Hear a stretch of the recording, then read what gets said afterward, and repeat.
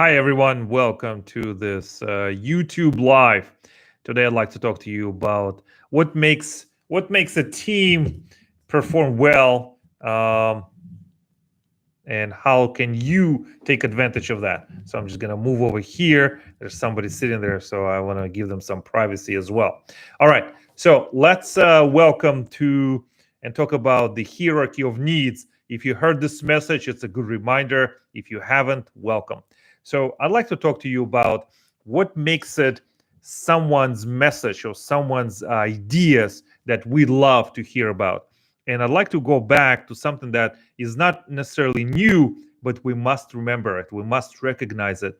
Because if we fail to understand where our clients come from or what we're trying to do, we will not reach their hearts and minds. So I'd like to go back to the American psychologist Abraham Maslow pyramid of needs.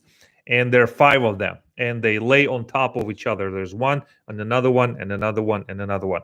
The very first need that you must address if you are talking to your clients or to your audience or to somebody you'd like to connect with or move them is physiological needs.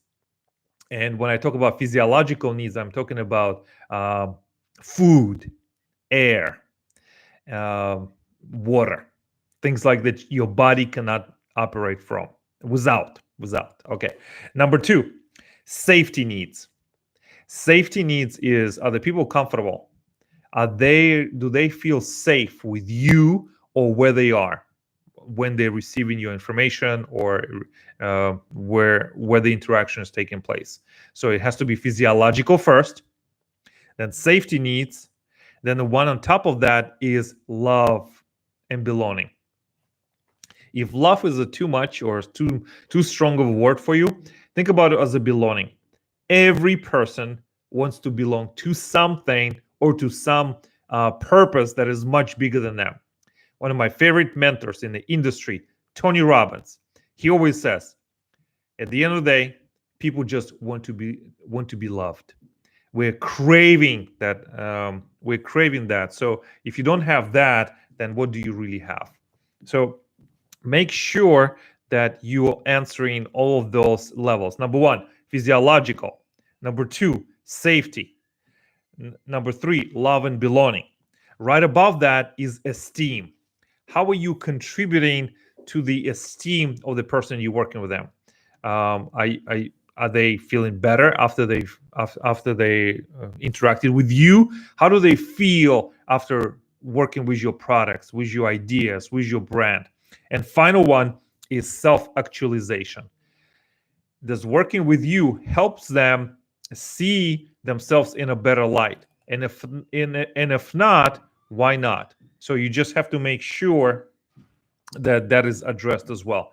And why is this important? And I'll tell you. One of the very interesting books on the subject actually is coming from Oren Klaff. He is an investment banker and an author.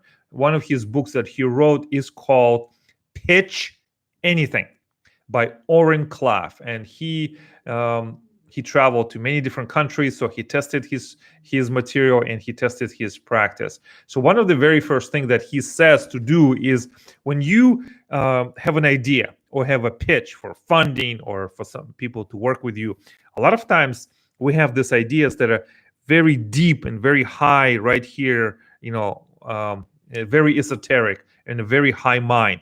But in reality, people first receive you on a gut-to-gut level, or on something that it's from one gut to another gut, from one stomach to another stomach, from one navel to another navel. And if you fail to see that, then how can you really connect with everyone? So make sure before you produce your high-flying, high-altitude, life-changing ideas, start with the physiological needs first, safety needs, love and belonging, esteem, and self-actualization. If you break the pattern, people will resist. They will turn down your message, and you have wasted all the resources, your time, and energy creating your message and putting it forth in front of the people. And I don't want you to do that. I want you to be successful every time with the right message to the right people at the right time. not to be wasteful. I mean, wasteful is only acceptable when you are learning something. When you're learning something, it's not waste, it's a learning path.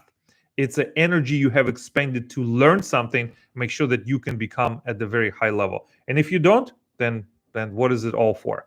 So, and also I'd like to share with you something that Google has made. And Google has done a data-driven several years longitudinal study.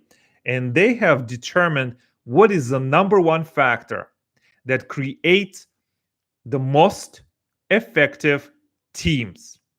What is the one factor that creates the most effective teams? And if you'd like to know what it is, yeah, you can guess, right? What is it? Intelligence, courage, contribution. All of those things are important.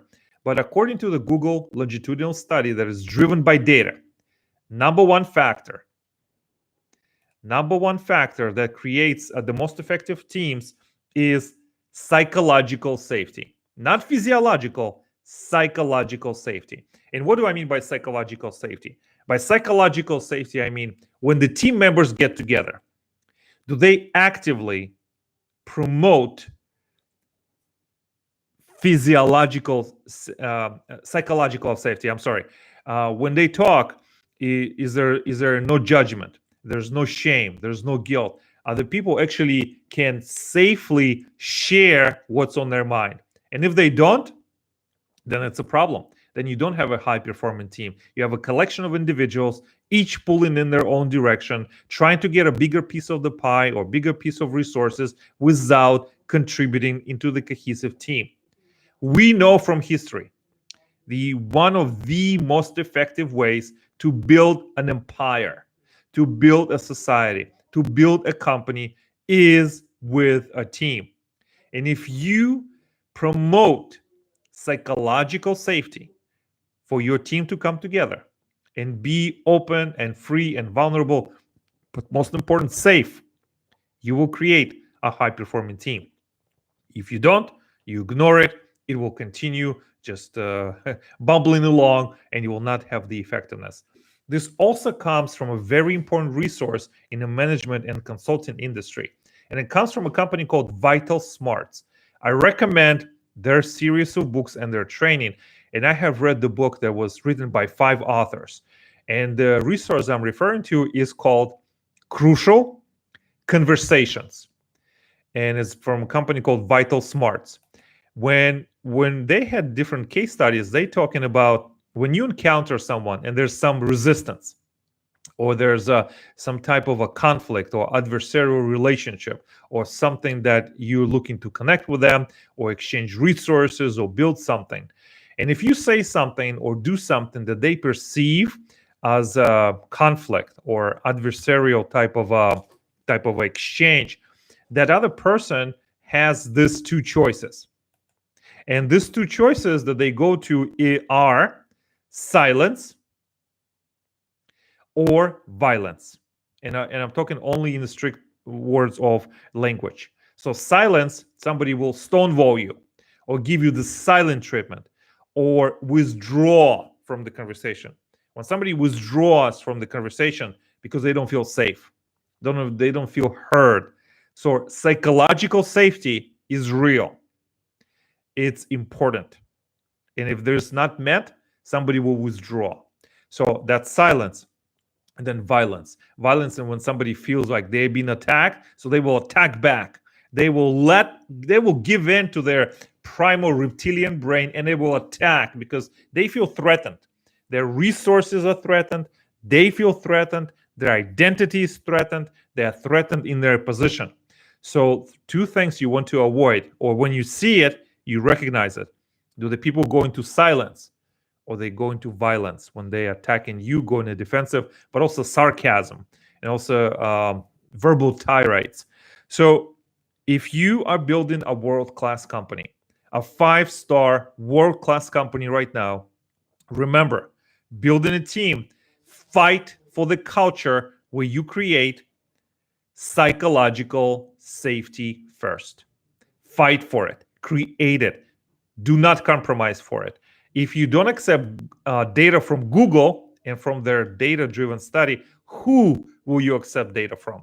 I would like to make sure that you share with me and hopefully use this resource so you can build a successful company, successful movement, and successful business. Let me know where you're watching from, what kind of insights you have learned from this recording. I'd love to hear from you. And I hope you have a great day.